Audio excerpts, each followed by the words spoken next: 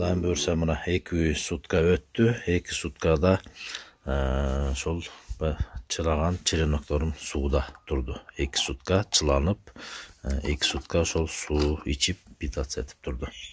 Эми буларды алып 3-4 почкадан же болбосо где-то канча десем бир 30 сантиметр 40 сантиметрге жетпегендей кылып кесип туруп, анан сууга чылап тамырлатабыз.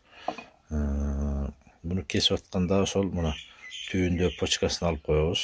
Мынакей мындай кылып эки жагынан ушундай порез кылабыз. Ортосунан дагы чийип кичине порез кылып коебуз. Анан кийин салып коебуз. Сууну болсо мынакей көрүп турасыңар. Банка, литровый банканын түйүндө 1 сантиметр же 1,5 сантиметр. Эми любой банкага салсаңыз боло берет. Объем роль ойнобойт. Болгону түйүндө гана ушул суунун бийиктиги 1 сантиметр, кээ бир учурда 1,5 сантиметрге чейин максимум кылсаңыздар болот. 2 сантиметр болгондо ал деле көп болуп кетет. Ошол 1,5 сантиметрде түйүнө суу куюп туруп тамырлатсаңар эң жакшы болот. Анан суунун бузулуп кетпеши үчүн ичине уголь активированный салып койсоңор болот. Мынакей уголь активированныйдан бир банкага 1 литрге мына 2 таблетка. Ана 2 штуктан таблеткадан салып койгом. Ошол жетиштүү. Себеби уголь активированный суунун бузбай кармап турат. Себеби бул суу бир жумада бузулуп кетет, билесиздер, туурабы? Ошон үчүн сууну куйганда дагы, орусча айтканда таалый убада да коет. Эшиктеги жамгырдын суусу эң жакшы. Карды да эритип туруп, кардын да суусун куйсаңар жакшы. Же болбосо мындай таза булактын сууларынан куйсаңар жакшы. Же болбосо шаарда же болбосо мындай хлор аралашкан жерлерде болсо, алардын баарын тундуруп, тазалап туруп, анан кийин куйсаңар ошого жакшы тамырлайт. Сууда ошол бузулуп кетпеш үчүн, себеби мында 15-20 күнгө чейин туруп калат. Ар бир кээ бир сорттору бар, эртеле тамырлайт. Кээ бир сорттору бар, алар 20 күндөн ашык 1 айга чейин созулуп кетет. Кээ бири бир жумада эле кичинеден ойгонуп баштаган бар. Ошон үчүн сууну бул суу азая берет. Күн өткөн сайын кичинеден азайып турат. Ошон үчүн ошол сууну ар дайым ошол өзүнүн нормасында карап турушуңар керек. Азайып кетпесин. Бир 2 күндө, 3 күндө бир акырын карап, азайып кетсе кичине кайра кошуп коюп турсаңар жакшы болот. Кошуп коюп турсаңар жакшы болот. Ошол суунун көлөмүн, мисалы үчүн мына бул банканын кыры турат, ошо кырынан кичине канча размер өзүңөр ошону метка кылып алсаңар болот. Же болбосо ошол сууга бул жерде мындай эме маркер менен чийип койсоңор болот.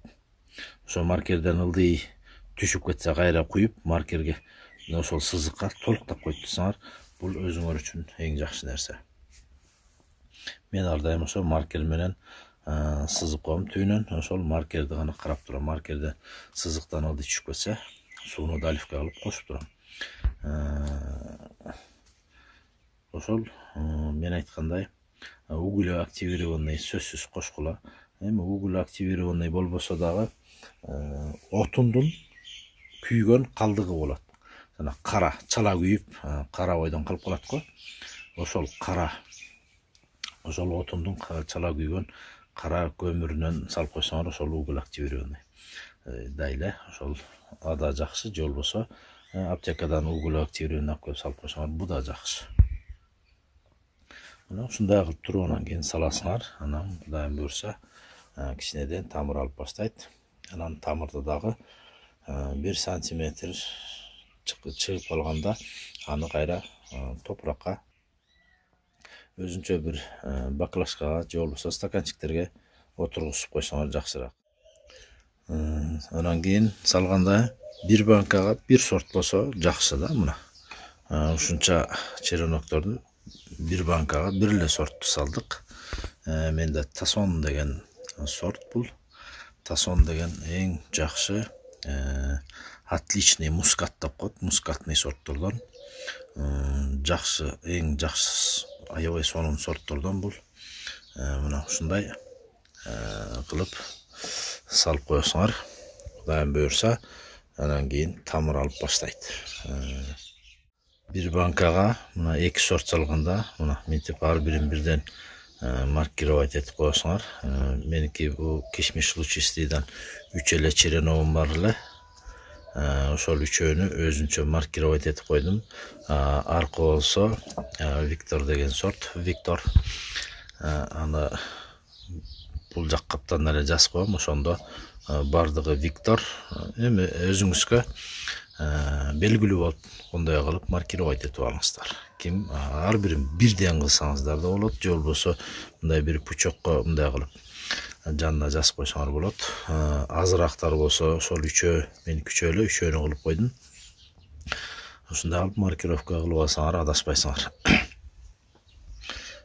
Анан bir банкага 10 ашып кетсе 12 черенок эле салбасаңар, өтө көп салып алсаңар, аны кийин тамыры алып баштагандан кийин аны өйдө мындай сууруп алып чыкканда бүт сындырып алышыңыздар ыктымал. Тамырлардын баары тең нежный болот, алып чыгып атканда сынып калат. Ошон үчүн bir банкага bir 8ден 12ге чейин салсаңар болот.